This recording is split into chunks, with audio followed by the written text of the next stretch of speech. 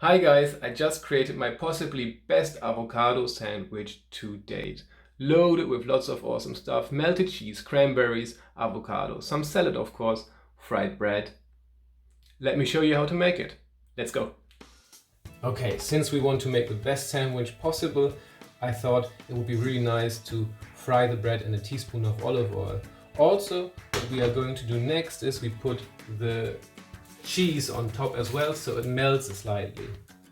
Just like this. Make sure to fry on low heat, otherwise the cheese won't melt quickly enough before it's dark on the other side of the bread. Let's have a look. It's still fine.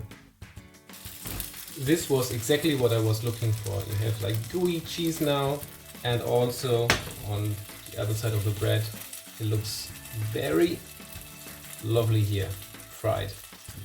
Okay, on to assembling. Okay, let's move on with the next ingredients.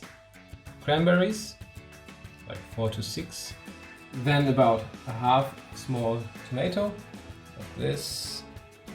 Okay, let's not forget our avocado. This is basically half a medium small sized avocado we're having here. Around half a tablespoon of balsamic vinegar.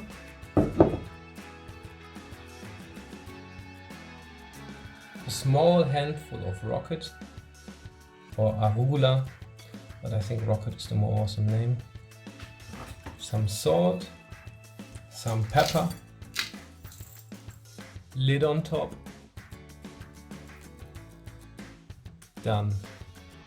Possibly the most beautiful avocado sandwich I've ever made. Enjoy.